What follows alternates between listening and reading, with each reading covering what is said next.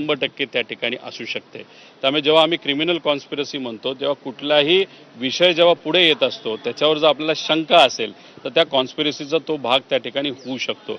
त्यामुळे खरात हे प्रकरण त्याकडे बघत असताना एक तर अंधश्रद्धा आणि हे विषय तर आहे तर ते विचारायला आपले पटतच नाहीत।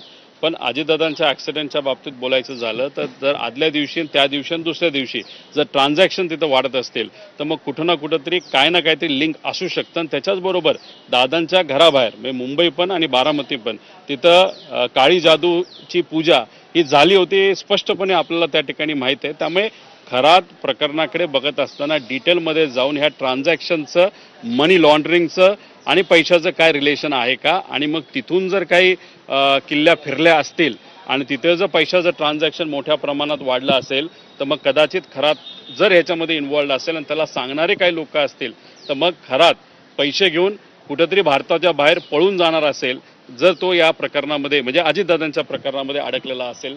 दुसऱ्या प्रकरणात तो अडकलेला आहेच पण दादांच्या बाबतीत सुद्धा त्याचं आणि त्याचे जे भक्तजन होते जे कुणी असतील पॉवरफुल लोक यांचं आणि यांचं काय रिलेशन आहे का हे खरंच बघण्याचं जरूरत आहे। दमानी यांनी जे सीडीआर बाहेर काढले त्याच्यामध्ये थेट उपमुख्यमंत्र्यांचं नाव आहे। अजूनही नावं बाहेर येऊ शकतात का अजूनही काही पॉलिटिकल रिलेशन किंवा पॉलिटिकल संबंध असू शकतात? प्रामुख्याने सुनील तटकरेंचे देखील कॉल्स जे आहेत ते दिसतात। अंजली दमानी यांनी दाखवले की जवळपास 8 ते 12 कॉल झाले। एकतर एक गोष्ट आपण समजून घेतली पाहिजे सीडीआर एखाद्या प्रायव्हेट व्यक्तीला जर मिळत असतील तसं बघितलं तरी चुकीची गोष्ट आहे। पण ठीक आहे ते मिळालं त्या कसे मिळाले त्याचं इन्व्हेस्टिगेशन वेगळ्या पद्धतीने व्हावं।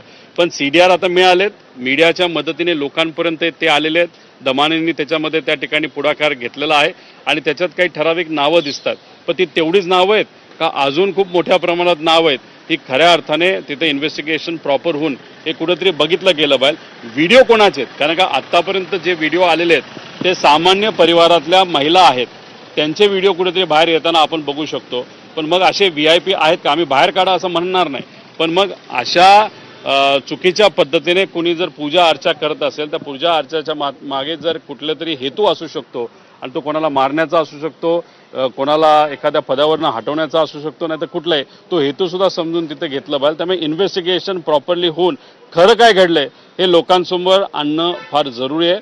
त्यामुळे अजितदादांच्या बाबतीत कॉन्स्पिरसी आम्ही जी म्हणतोय त्यात इतरही मोठे मोठे विषय आहेत जे आम्ही बोलून दाखवलेत काही पुढे जाऊन प्रेझेंटेशनच्या माध्यमातून पण आम्ही आडू पण खरात हे प्रकरण सुद्धा अजितदादांच्या मृत्यूशी त्याचं इन्व्हेस्टिगेशन झालं पाहिजे अशी आमच्या सगळ्यांची मागणी आहे। दादा 13 तारखेला तुम्हाला न्याय मिळेल तुम्ही असं म्हणताय। भुजबळ असतील राऊत असतील या लोकांवरती देखील असेच आरोप झाले नंतर ते बाहेरही आले नाही त्या प्रकरणामध्ये काही समोर आलेलं नाही तसंच तुमच्या प्रकरणामध्ये होताना पाहायला मिळते आणि भाजपाने जाणून बुजून हे केलं का असं तुम्हाला वाटतं? नाही हे बघा याच्यामध्ये ठीक आहे बऱ्याच लोकांवर दबाव आणण्याचा प्रयत्न त्या ठिकाणी केला गेला त्याच्यामध्ये देशमुख